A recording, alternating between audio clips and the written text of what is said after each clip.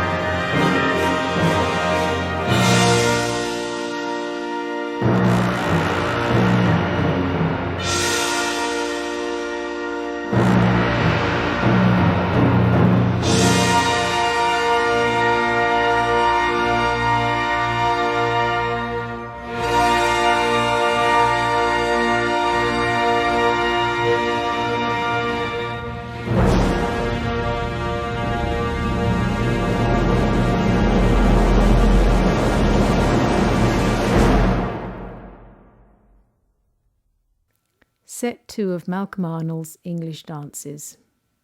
Edward German was an English musician and composer of Welsh descent and best known for his incidental music for the stage. He wrote 2 symphonies, the better known being the Norwich Symphony of 1893. Conductor Geoffrey Heald Smith made the premiere recording with his Hull Youth Symphony Orchestra, and here is the 4th movement from that LP.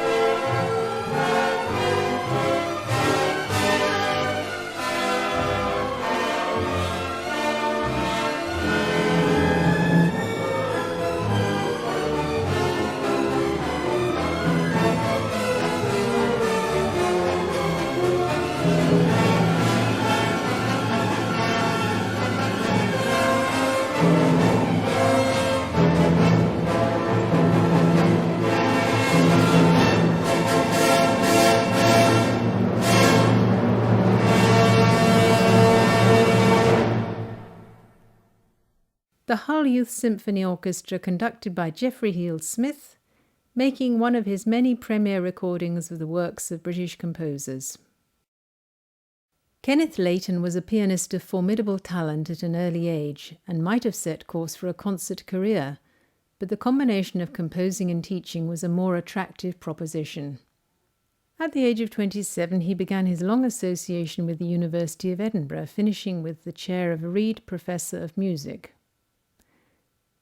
This change of direction was to have a profound effect on a young English pianist by the name of Angela Brownridge, who was for 3 years an undergraduate student of Kenneth Layton at the university.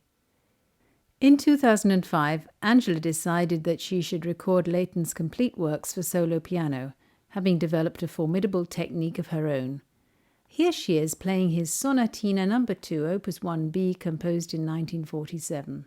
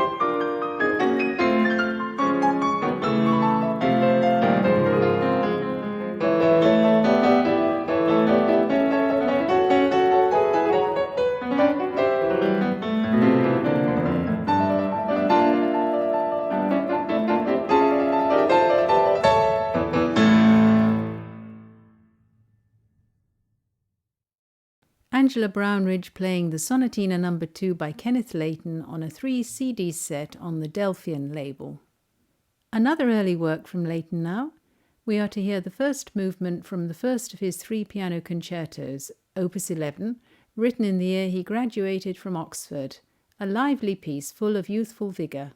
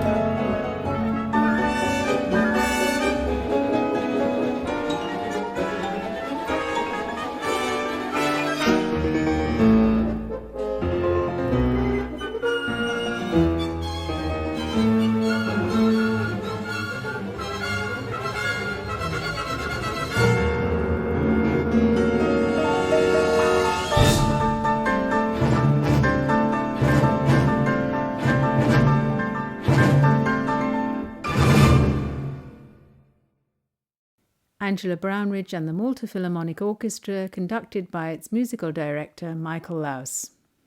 We turn to Brian Kelly for our next piece. It is from an LP recorded by the Leicestershire School Symphony Orchestra in 1970, digitally restored by Kurt Timmins for CD. The Cuban Suite has 4 movements: Siesta, Scherzo, Nocturne, and Fiesta. The conductor was Eric Pinkett.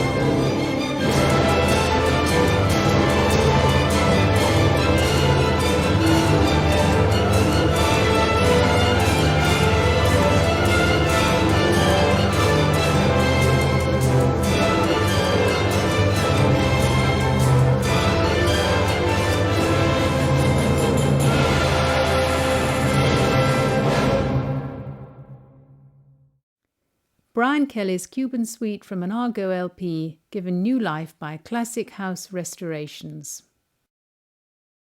William Bush was born in London to German parents in 1901. His musical education started in the USA and finished in London via Berlin. He was a celebrated pianist, but from the mid-30s he concentrated on composition. His cello concerto was written when he was 40. Here is the second movement. He was to die just 4 years later.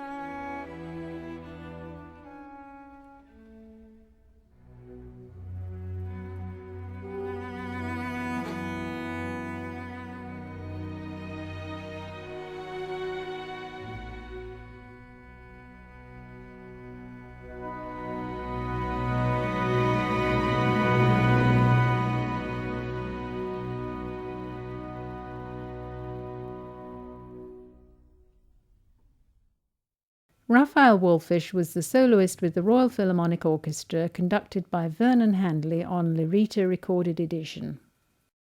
This is British Music Radio.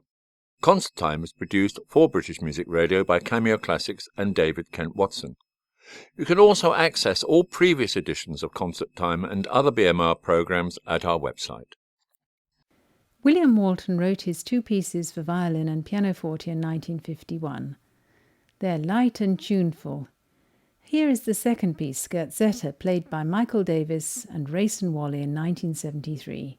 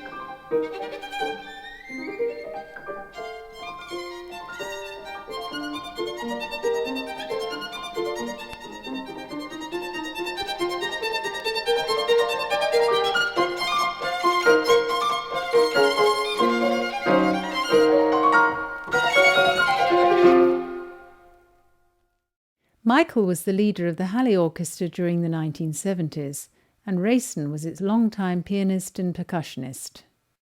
That recording was made at Indigo Sound Studios in Manchester.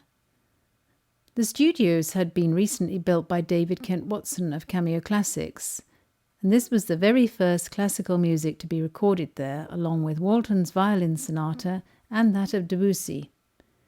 On completion of the recording sessions, David asked Michael Davis if he would agree to be interviewed by broadcaster Peter Wheeler, and a few days later that interview took place. 40 years on, this is its first broadcast, so yet another premiere.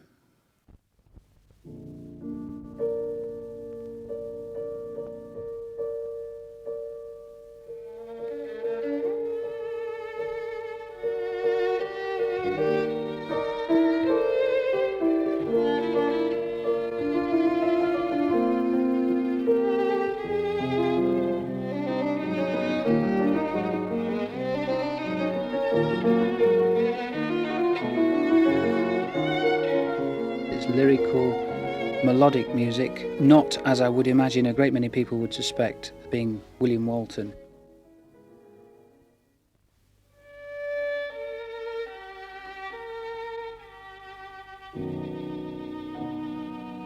As far as the Debussy sonata is concerned, the comparison with Impressionist painting is maybe a little bit obvious, but nevertheless fairly valid.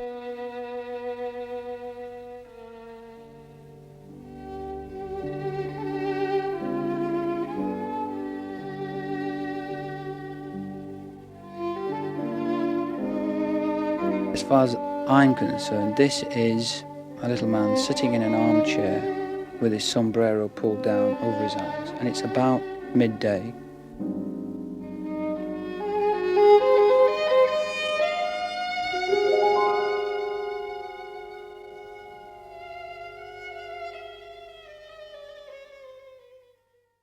Intimate artistry.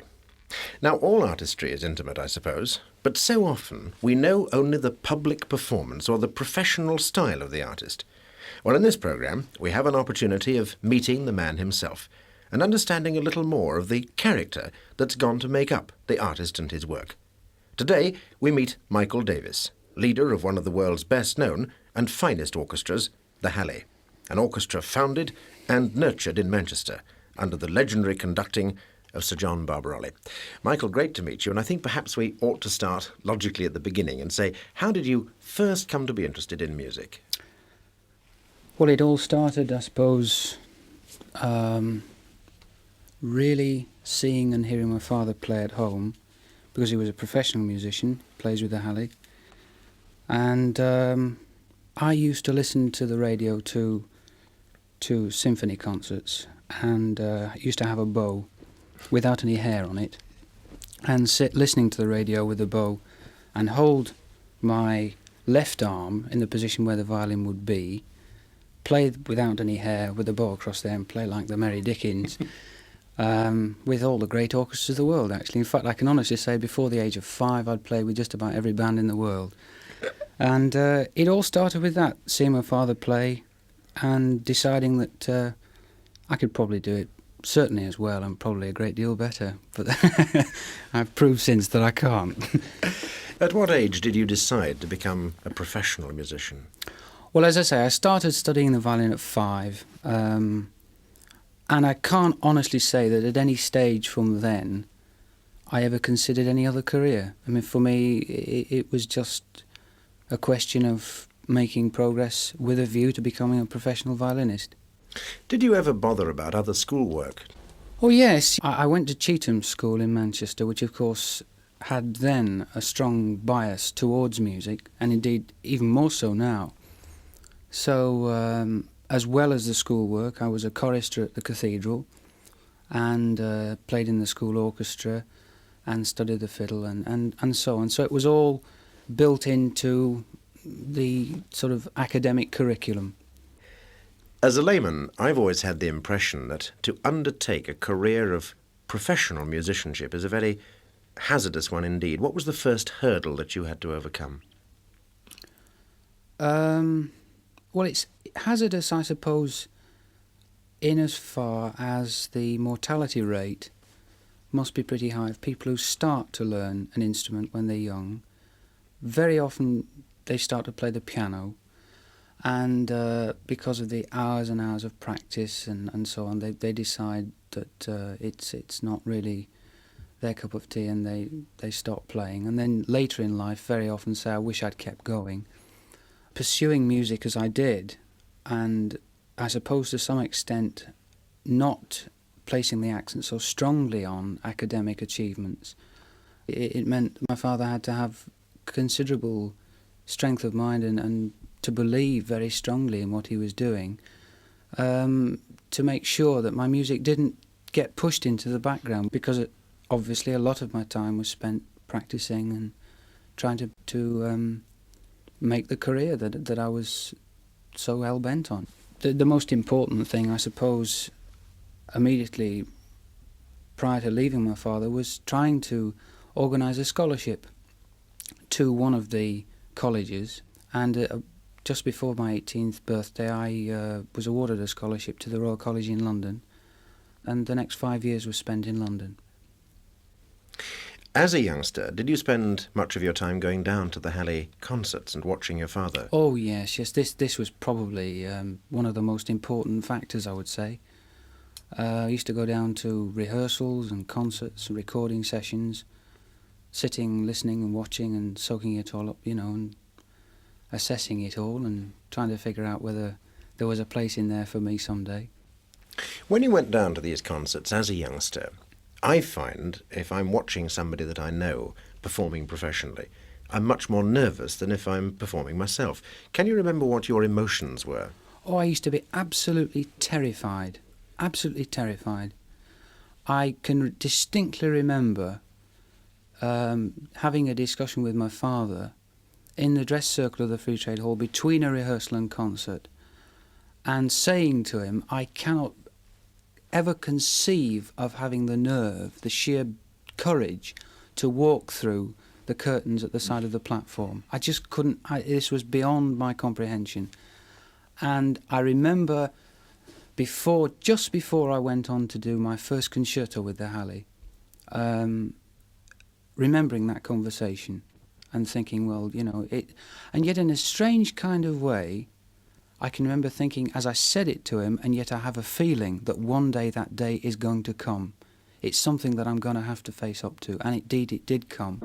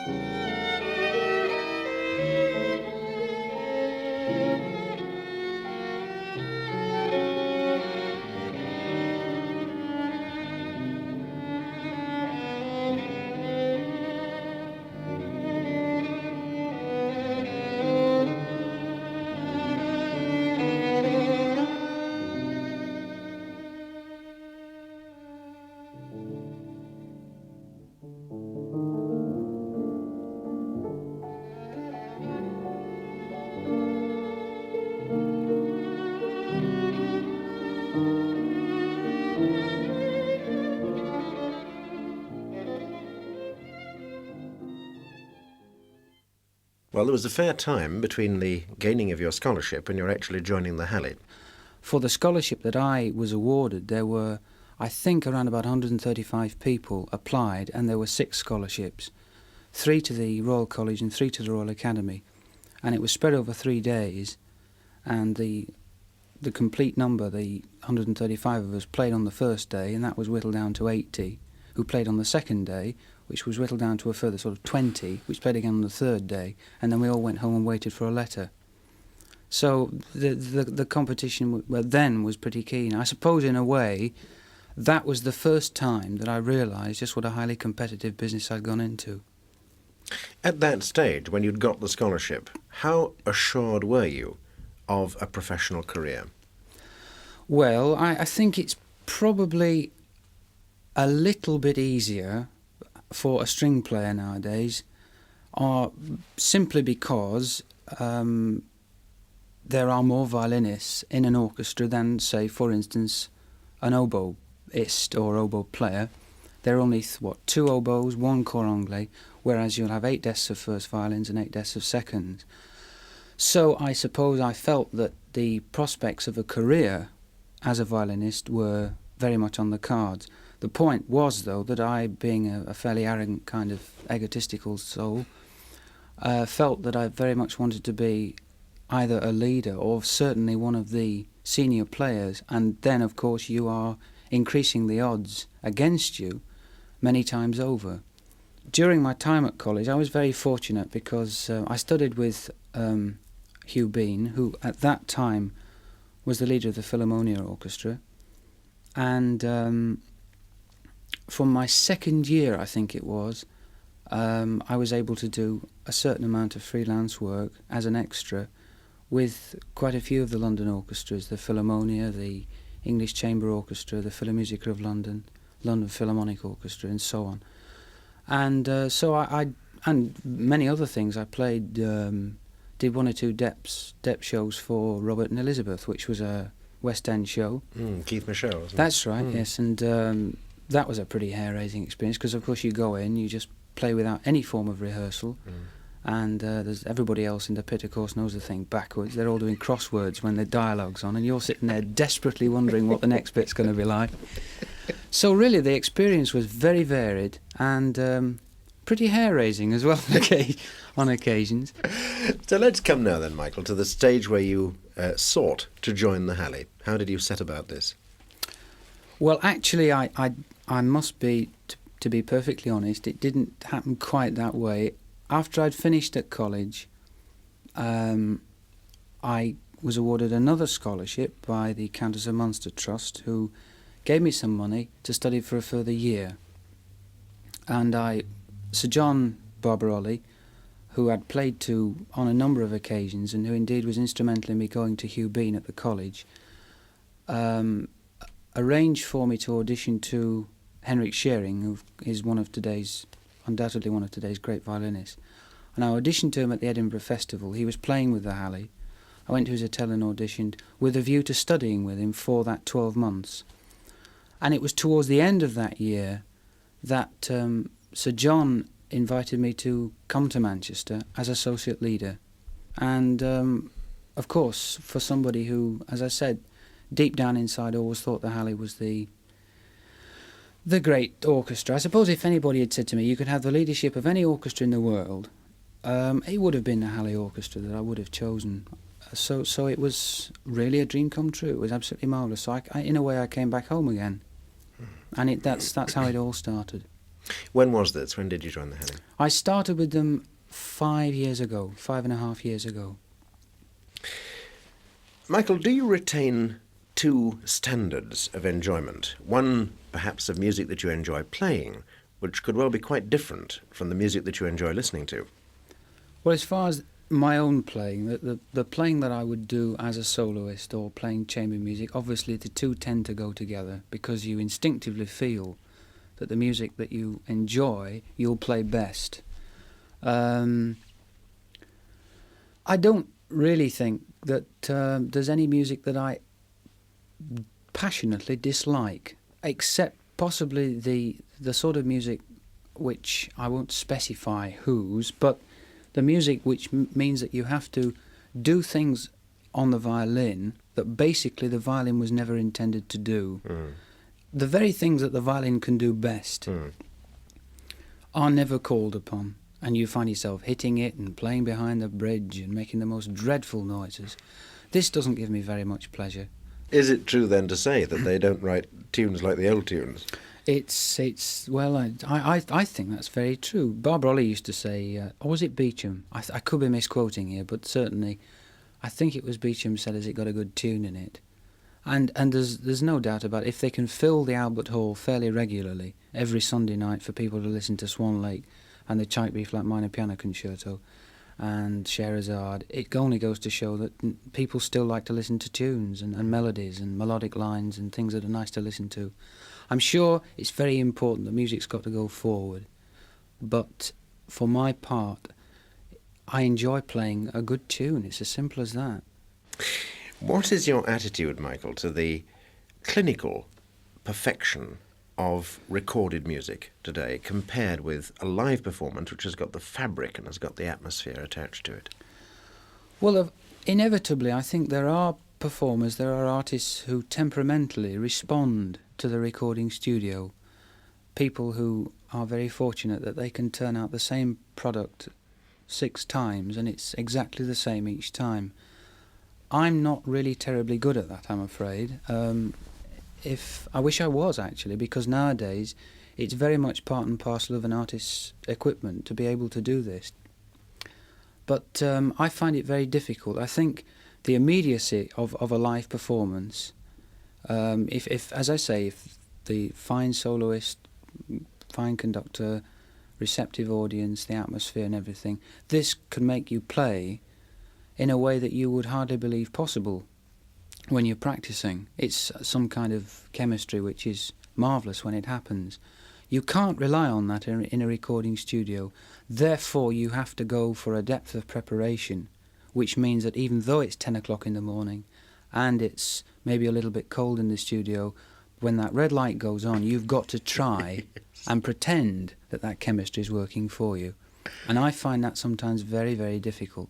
But that's show business. Now, you've appeared in many, many recordings as a member of the Halley Orchestra, but you have just made your first solo recording, haven't you? Yes, we have indeed, yes. So you speak from recent experience on this. Indeed I do, yes. On this chemistry one. Did you find that an effort to make? Yes, it was. Everybody involved worked very, very hard. It was well worth it, I think, at the end. But I must confess it was tremendously hard work to try and put something down that was viable in today's commercial market, which obviously the standards are very, very high, but at the same time is not coldly clinical. I think we should subject you to this at this stage, because we've talked a great deal, and perhaps now we ought to listen to some music, and the obvious music to listen to is something from your record. Now, in fact, the record does contain several things, perhaps the major one being the Walton Sonata, isn't it? Yes, it is. Why did you choose this? Well, there was one good practical reason for choosing the Walton. It's not been over-recorded by a great many artists. There are other recordings, but fortunately it's not been done by too many people, so this was one of the practical reasons for doing it. The musical reason for doing it was because it had in it, as a piece of music, those very qualities I was talking about when I said that this is music that I enjoy. It's, despite perhaps certain sections of the musical public shying away at the thought of William Walton, in that it's probably a little bit obscure and difficult to listen to. In fact, it's not at all. It's very lyrical, melodic music, full of marvellous melodies. And indeed, the beginning of the first movement, within a matter of 2 bars, that the violin enters with, I think you will agree, a marvellous melody.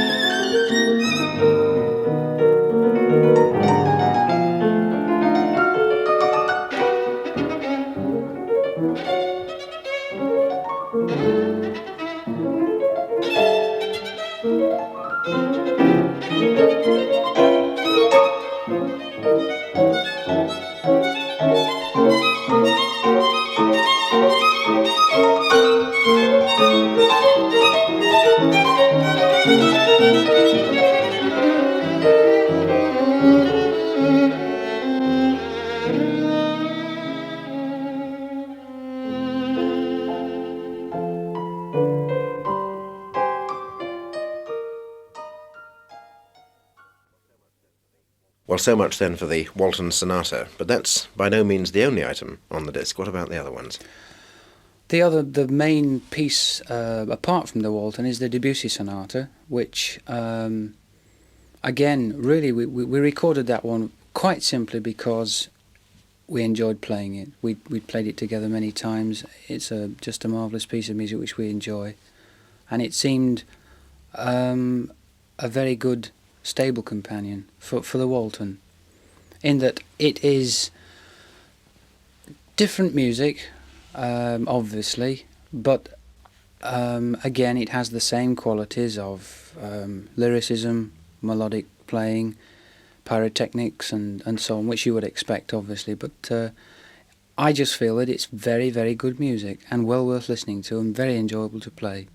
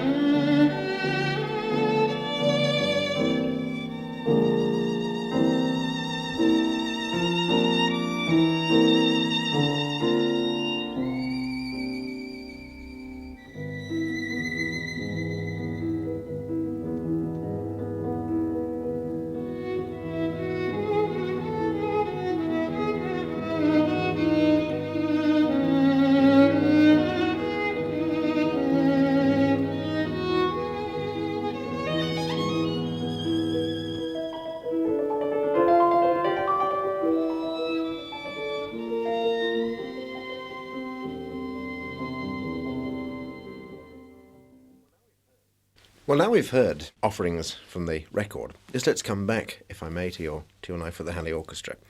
Throughout, Michael, it's very obvious that you're immensely proud of the orchestra, and unless I'm much mistaken, equally proud of the fact that it's born and bred in Manchester, as you have been.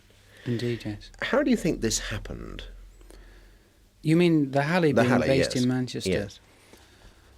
Well, the facts of the case are fairly well known, that Sir Charles Halley came to Manchester and formed an orchestra, and the history of the Halleys has been documented far better than I could ever hope to explain it. As far as why an orchestra like the Halley prospers as it does in the Northwest, I feel that can be best answered by describing a story that Sir John was at different times in his career offered some very important musical posts with orchestras like the London Symphony Orchestra and the BBC Symphony Orchestra, and he turned them down after a great deal of thought, obviously. And his reason at the time was because he felt he could not desert an audience that was prepared to come through fog and snow and rain and all the joyous things that we experience in Manchester. And if people are prepared to do this, and there is this audience does exist, you can see the same faces there, concert after concert, till almost they are friends. And they come and they experience marvellous music, and he used the phrase, they walk hand in hand together. And I think this is the point. You are part of an institution, you're part of something that is alive, and something very special. And I don't think there are many orchestras in this country which perhaps enjoy this unique position. We have an audience which is almost as much a part of the whole thing as the orchestra, and that I think is what makes it rather special. Well, if we can turn back from your public life, because this programme is after all intended to meet yourself, how do you entertain yourself when you're not striding out onto the concert platform? Well, in the orchestra we have a golf team, of which I am a member. indeed no less the captain. I follow the fortunes of one of the Manchester football clubs, indeed both of them, one hoping that they'll win, the other hoping that they might lose, which is which I refuse to tell you, in case I get accosted by one of the supporters of the other side. Or lose half your audience. Yeah. Yes. And listening to records, watching television, and doing all the things that probably the rest of the population in this country are doing at exactly the same time. When you go off, if you like, on formal holiday, though, do you sort of seek the sun, or do you retreat to the country, or what? We have, on occasions, tried to organise a sun and sand holiday. But I have a little girl of 4 who, of course, is very much bucket and spade minded. So usually we go away. It's just nice to put the fiddle in the bank, which is what I do, and for a fortnight just to forget that, in fact, fiddles and music and crotchets and quavers exist, and become a human being again. I've noticed that virtually throughout, Michael, you've referred to the instrument as the fiddle. Now, I would have hesitated to do that because I always thought that was the slightly disrespectful name for a violin. Well, there's nothing very respectful about musicians anyway, but no, it's just easy. I always think it sounds a tiny bit pompous to say the violin, and fiddle's a lot easier. It rolls off the tongue a wee bit easier. It obviously isn't a term you object to it anyway. No, as long as nobody sort of tries to twist it in any way. You, of course, get the usual things about you on the fiddle again, and that, along with, yes, I know you're in the Halley, but what's your job? That is the sort of thing that you get said, I think, about 5 or 6 dozen times a season. So you get used to it, you know. Life wouldn't be the same without it, really. Yeah, that happens to broadcasters too. I'm sure, yeah. After years of newscasting, I found that people came up to me and said, it must be lovely working 10 minutes a day. Yeah. Yeah, well, I know, if it's any consolation to you, Peter, I know exactly how you feel. Well, Michael, it really has been great fun talking to you today. I think time is rapidly running out on us. But before we go, I would like, if I may, to take one more play out, if you like. What better term could we use? One more sample from the record. Well, I can think of no better section of the record than the end of the Walton Sonata, which is very, very exciting.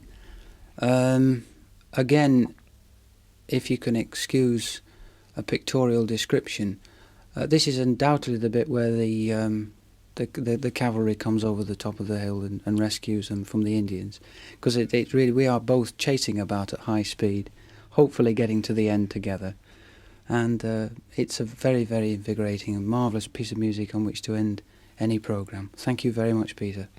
Thank you very much indeed, Michael.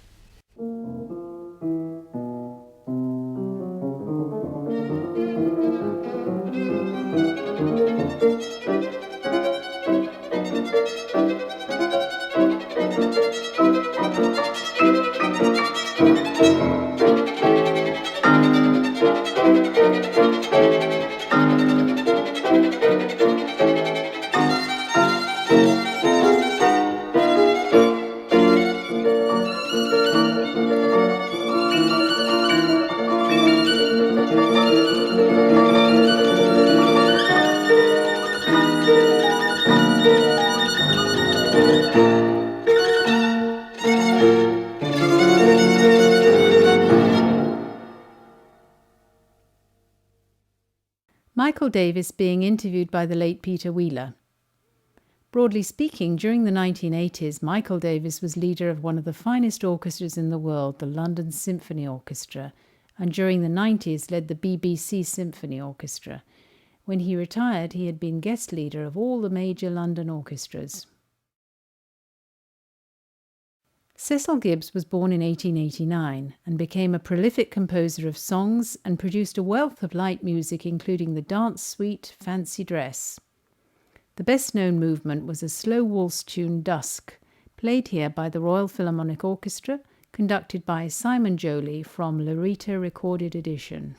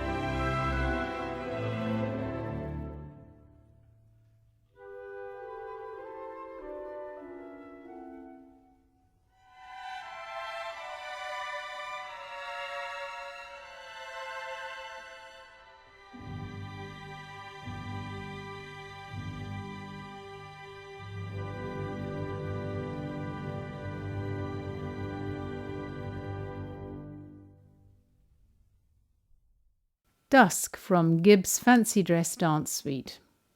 And now for something completely different. Herbert Chappell's George and the Dragonfly for narrators and symphony orchestra. George is fed up with his hamster and sets off for the jungle to find himself a more interesting pet. But before he gets very far, he meets a beautiful dragonfly who shows him that the creatures in his own back garden are much more fun than he could have imagined. The narrators are Robin Ray, Susan Stranks and John Kershaw. The music comes from the Leicestershire School's Symphony Orchestra, conducted by the composer, and was recorded in 1970 at Decca's Studio 3 in London for Argo. The CD is another result of the restoration work by John Whitmore and Kurt Timmins.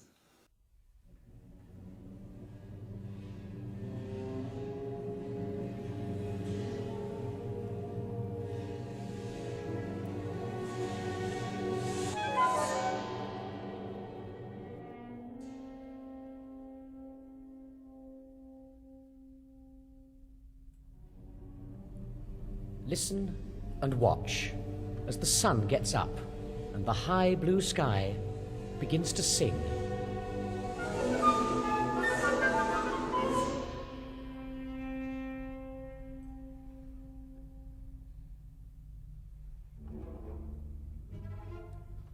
Over the woods and streams, over the fields and hills, dawn in the town knocks on the windows, folds back the roads, and the dragonfly stirs on his lily-leaf bed, leaps as the water licks his wings, jumps as the fish jump, laughs as the trees shake their leaves to the light. and the grasses stand with the flowers, stretching.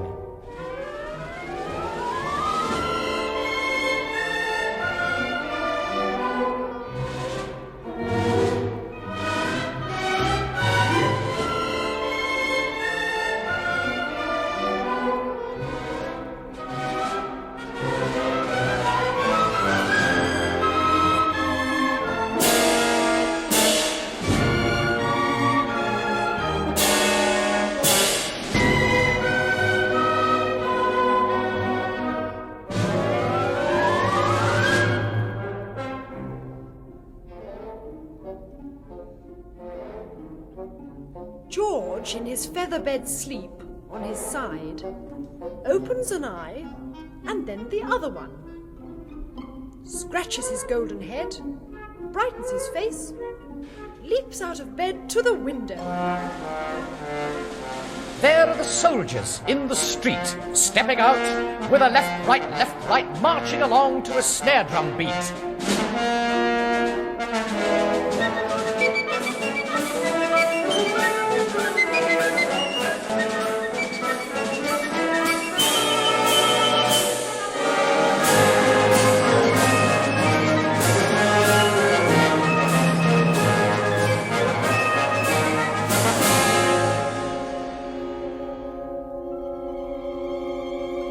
And the dragonfly rattles his see-through wings. Shaking the dew from his feet, he begins winking his jeweled eye, twisting his neck, washing the colours on his long, thin back.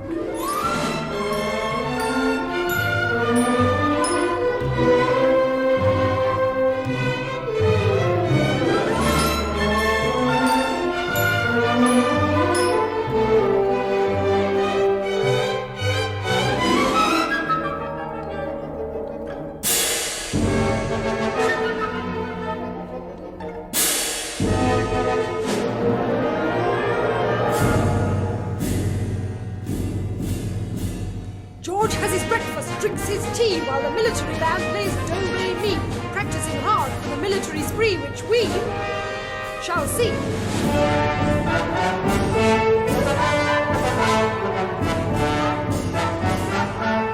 But not just yet, for don't forget, The dragonfly dancing his way, intending to waltz all the day, to the sweep of the wind in the trees, and the song of the breeze, and the bees and the birds, and the music of words, and the ringing and singing and shouting about him, the dragonfly prances his way. There's only one thing left to say. He goes on his toes, and he twitches his nose, for his breakfast is not far away. George and his mother and his father and his dog wonder where to go today, wonder what to do. Shall we take the fishing rod? Shall we take the car? Shall we to the seaside or off to the zoo? Into the countryside, walk among the trees, crawl along a riverbank, climb a green hill, run beside the butterflies, chase behind the hares, play beneath the forest leaves or watch the watermill. The military men were marching up and down, still getting ready for the concert in the town hall.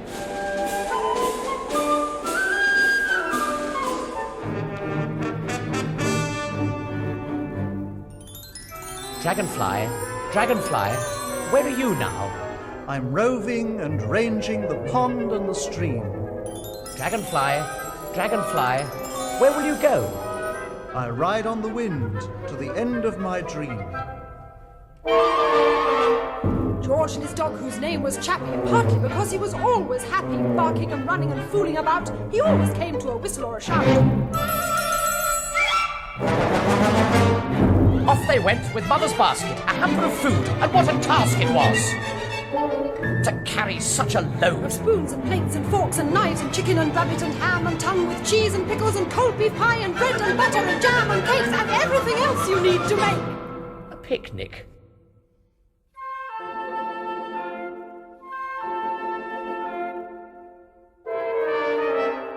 Near the town, on a wild wet heath, a fair had settled, and underneath a bright red awning, fat and round, a miserable man sat on the ground, beating a drum, waving a stick, telling the people to roll up quick to see the most beautiful girl in the world.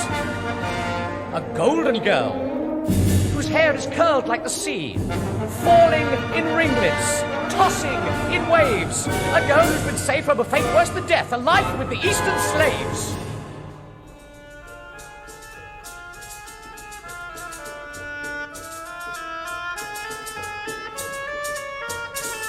But Mother and George and Chappie and Dad were out in the country, feeling glad to see the sparkling waters run and the darting fishes having fun.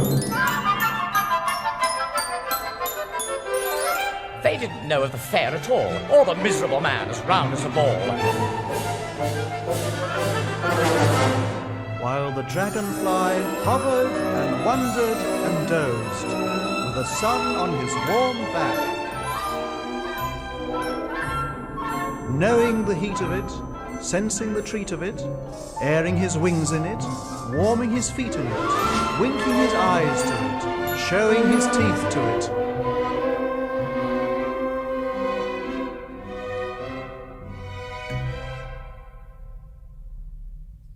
Dragonfly, Dragonfly, where are you now? He hovered, he wondered, he dozed.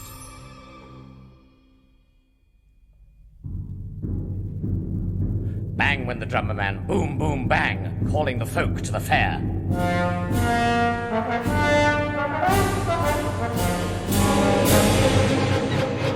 Ruff went the Chappie down, ruff, ruff, ruff, chasing a leaf in the air.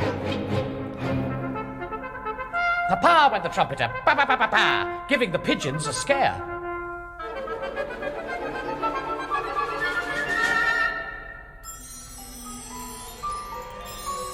Easily the dragonfly lazily flew, with never a worry or care. And no one saw the sun descending. No one heard the hours pass.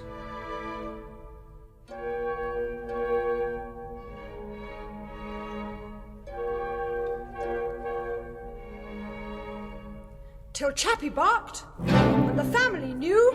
Time to go now, time for tea, time for one and all to get ready for Me! said the military band. I'm the best band in the land. Me, said the drummer at the fair. I'm the loudest anywhere. Me, hummed the dragonfly, hovering blue against the sky. And me, sang a lady violin, who was just about to begin a tune or two with a friend she knew, and a friend of a friend, and a friend. They played each afternoon amid the chink of spoon and cup and saucer in a tea shop by the Strand. But unfortunately, they had a rotten time that day, for just outside the shop appeared that raucous military band.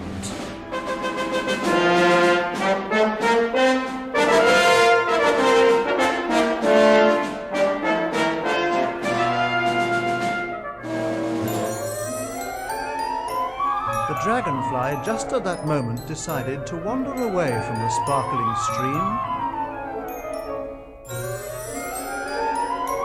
and hover and weave through the trees near the water, where shadows provided a little cool air.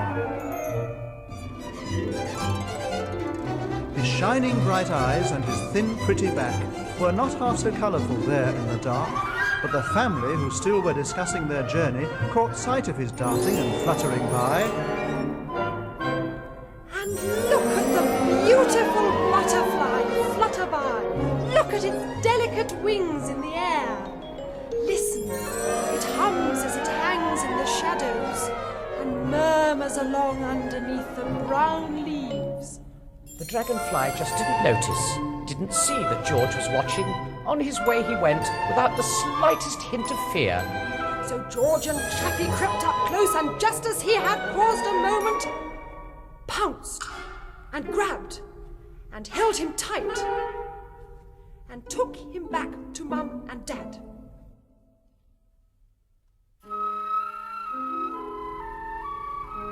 All of them looked at him, closely admiring the struggling creature, so handsome to see.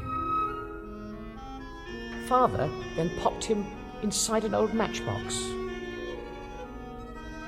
before they all went to the Strand for some tea.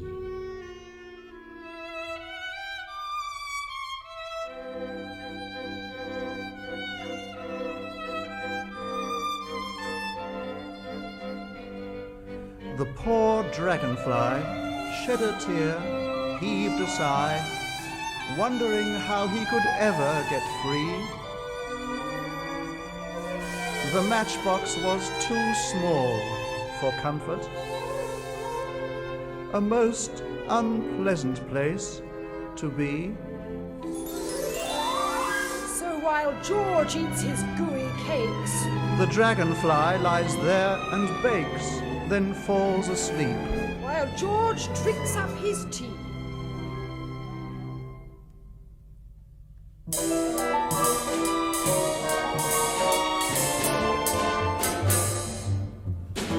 Late that evening, when the sun went down, nearly all the people in the happy little town went to the hall, as they had planned, to dance and hear the military band.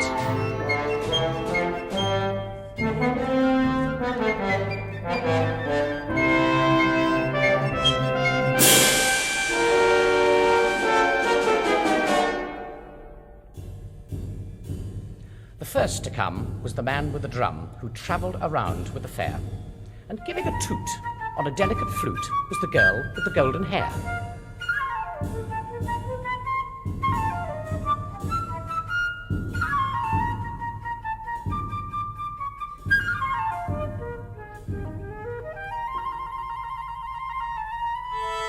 Then the stage was quickly set for the ladies of the string quartet.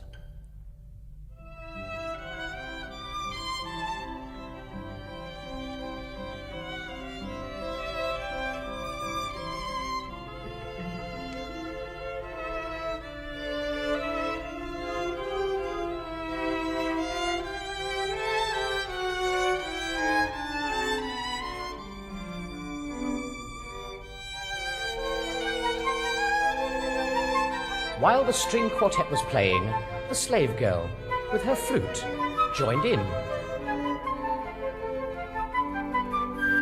The drummer lent a hand, the military band, and they all created one right royal din.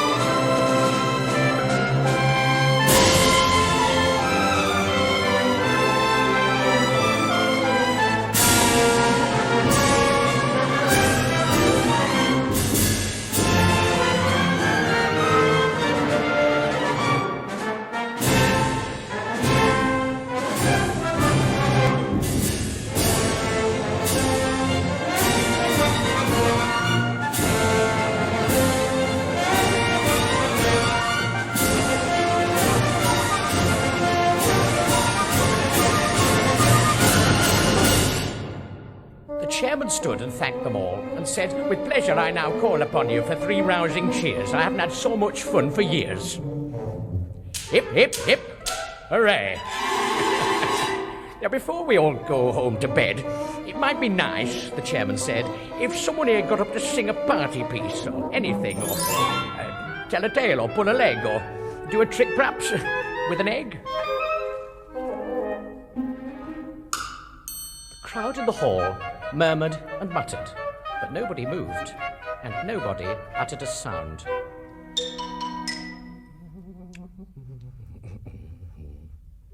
And nobody showed the least intention of doing their party piece.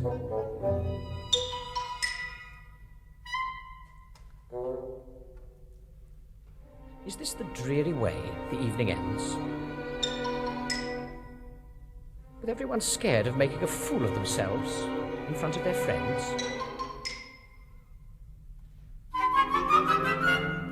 Suddenly George felt in his pocket, stood on his chair, stared at the chairman and then at the band. And stared at the drummer, stared at the flute, stared at Chappie, and stared at the fiddle. "It seems," George said, "we're in a fix. And I'm no good at party tricks. But I know something you don't know. A riddle.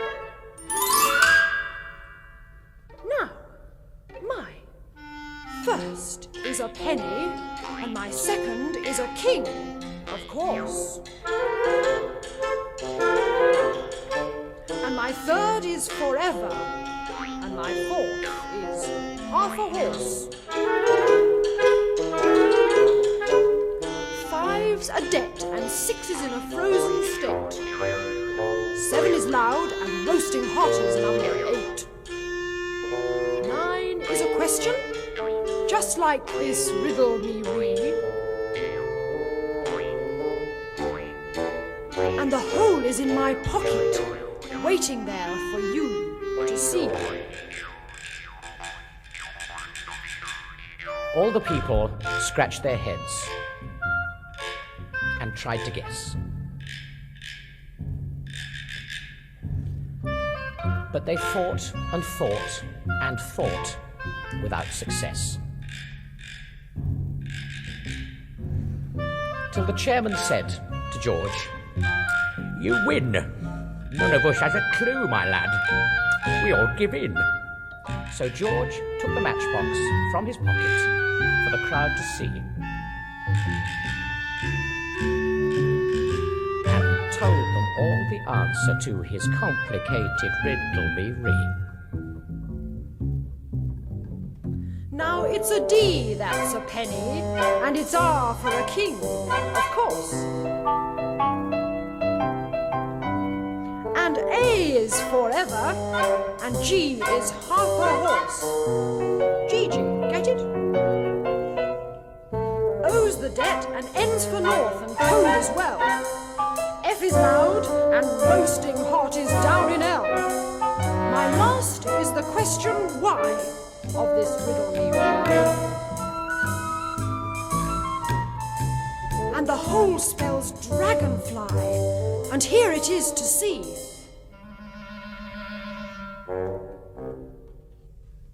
Then he looked for a moment at his clenched up fist, held it out, and turned his wrist, opened his hand for all to see as he let his beautiful prisoner free.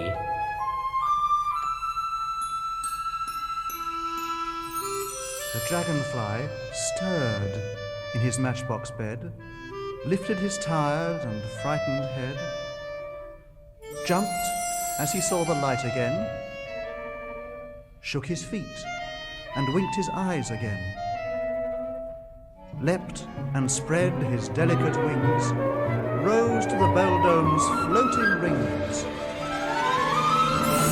Dragonfly dancing his way, intending to waltz all the day, to the sweep of the wind in the trees, and the song of the breeze, and the bees, and the birds, and the music of words, and the ringing and singing and shouting about him. And so on until he had ended his song, when everyone cheered him and cheered him and cheered him the whole evening long.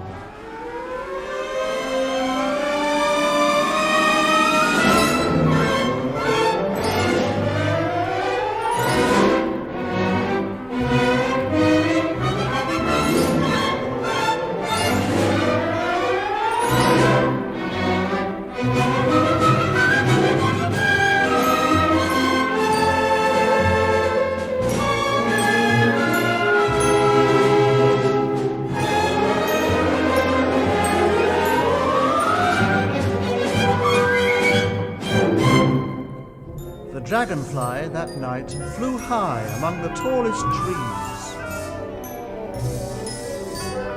and rested there, and once again bathed in the summer breeze. While George went to his feather sleep, and dreamt the whole night long of how he'd saved the dragonfly, and how he'd heard its song.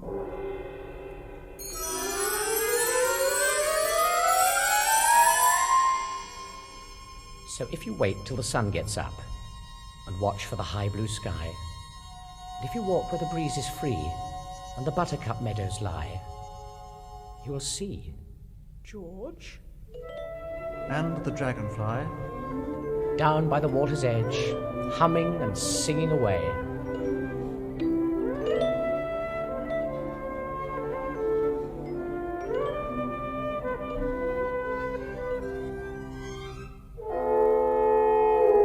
All of the long summer's day.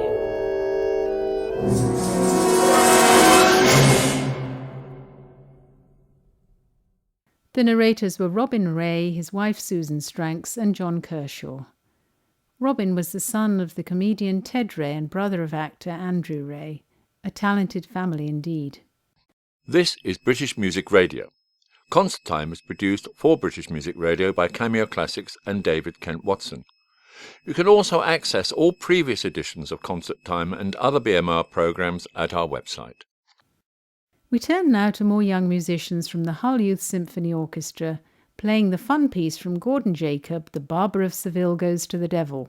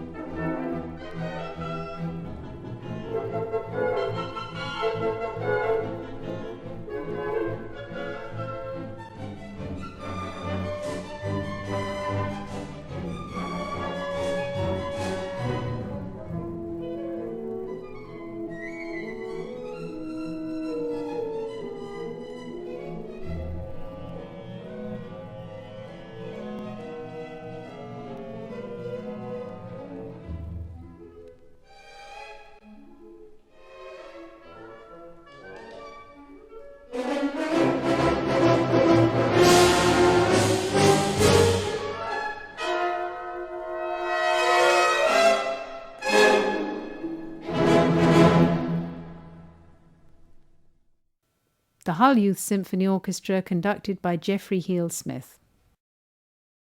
Havergal Brian wrote little for the solo piano, but he surely had fun writing the 3 illuminations for voice and piano. The organist had gone to the war, and the deputy was only sure of 2 pedals, the bottom one and a 5th above.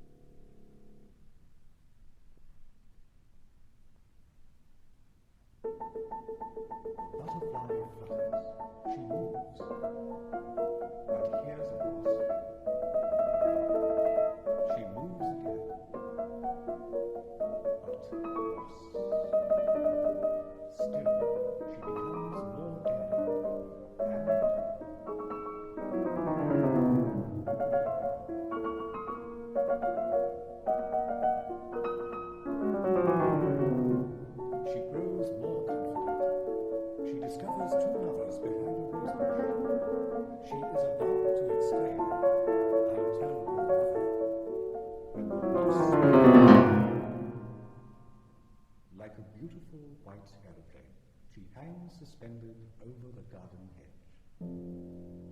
She flutters into a vegetable garden.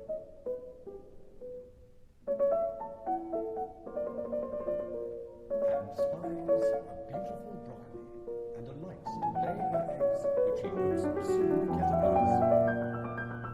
When a naughty boy hits her with his hand.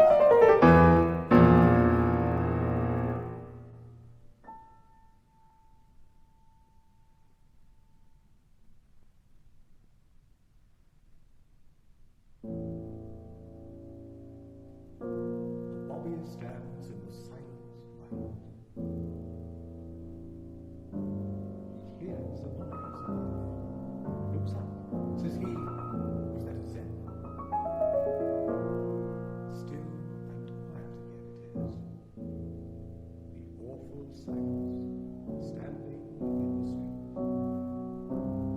Cold too it is. And the rain.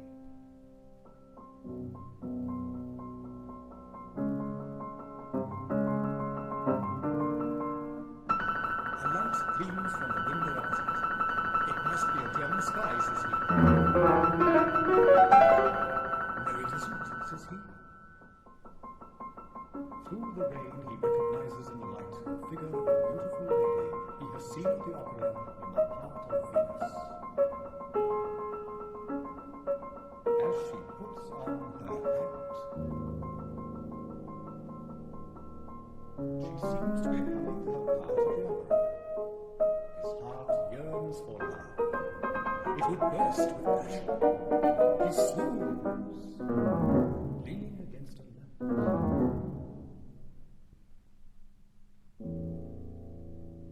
Poor Bobby, alone in the black darkness, the lady shining above him. Again he gazes and sees her hand move towards the electric switch. The light goes out, and Venus descends the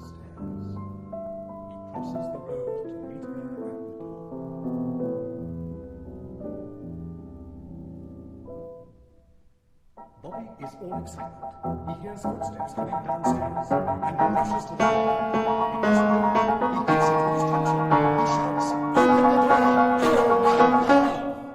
The door slowly opens and the sergeant of police comes out. He looks at Bobby and laughs.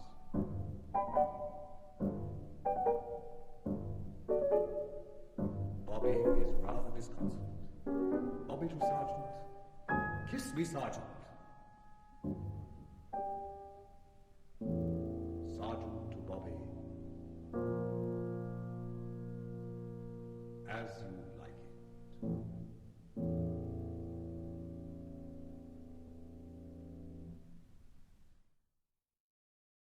3 illuminations taken from the CD of Brian's complete piano music performed by Peter Hill for Cameo Classics with Christopher Kay reading the text. Alan Hodinott was born in Bargoed, Glamorganshire. After graduating from UC Cardiff, he studied with Arthur Benjamin and later served as professor and head of department for 20 years. His set number 2 of Welsh Dances of 1969 is written in the style of Welsh music, but the tunes are his own.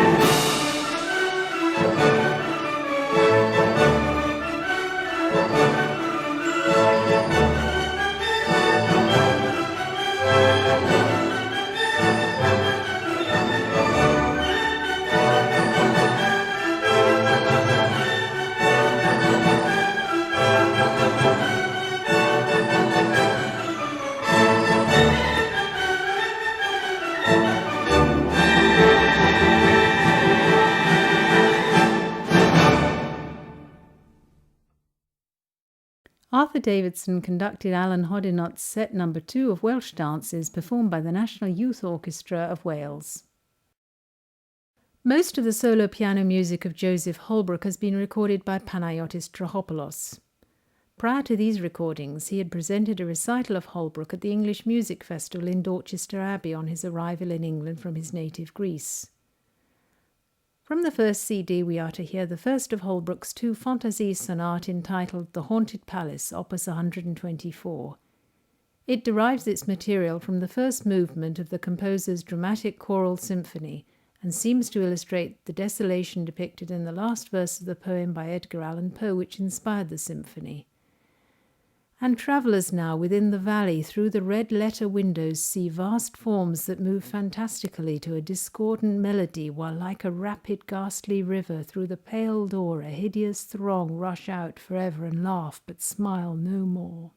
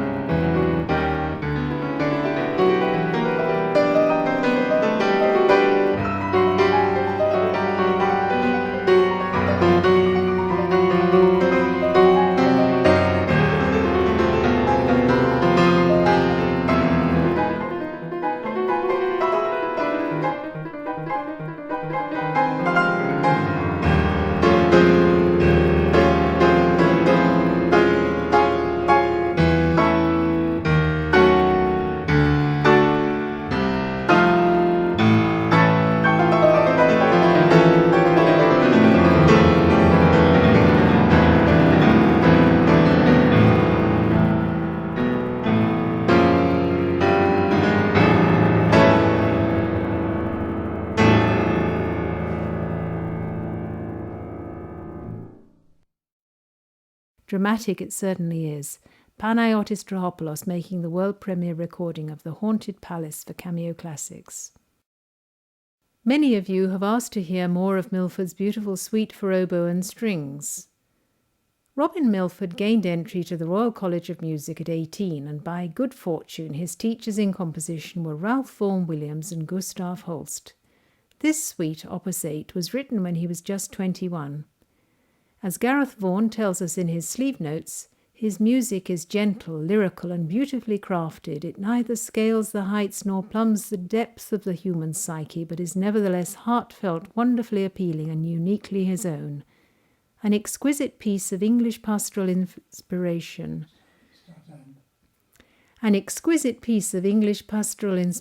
Reminiscent of Vaughan Williams at his most beguiling. The first movement consists of an exuberant overture, followed by a gavotte. Then we hear the ravishing air which concludes the suite. It is redolent of Elizabethan England and the memory of every English summer that never was. The soloist is the English oboist John MacDonough, with the Malta Philharmonic Orchestra conducted by Michael Laus.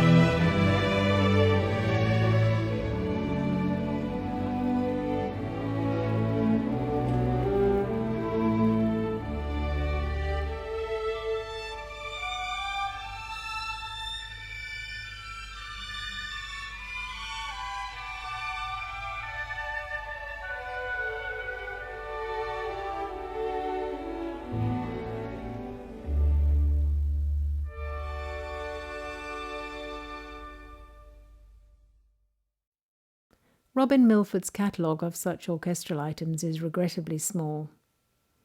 He would make 3 attempts at suicide during his lifetime. Tragically, the last was successful. Frederick Septimus Kelly was born in Australia in 1881. Kelly was born in Sydney and attended Sydney Grammar School before being sent to England to study at Eton and subsequently Balliol College, Oxford. The prelude and idyll from his beautiful flute serenade are played here by the Canadian flautist Rebecca Hall.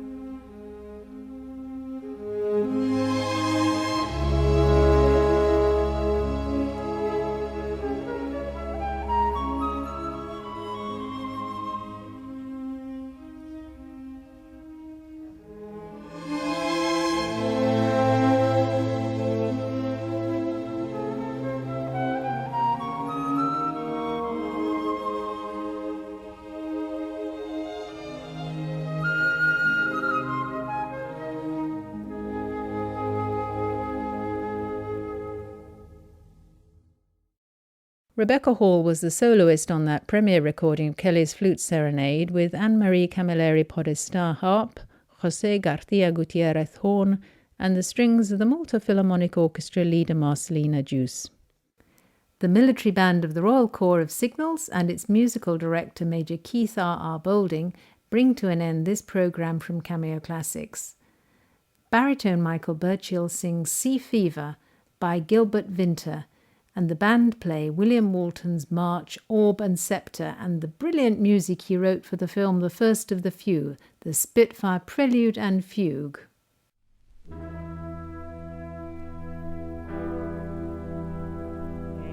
must go down to the seas again, to the lonely sea and the sky, and all I ask is a tall ship and a star to steer her by, and the wheels kick and the winds a song, and the white sails shaking, and the grey mist on the sea's face, and the grey dawn breaking.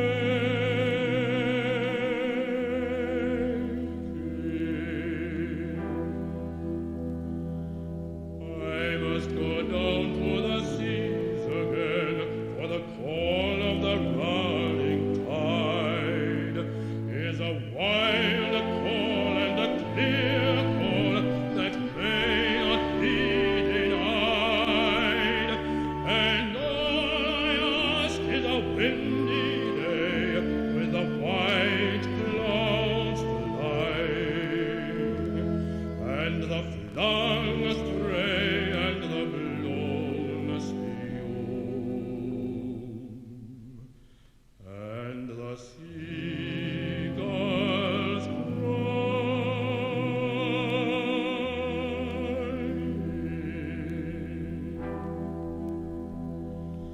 I must go down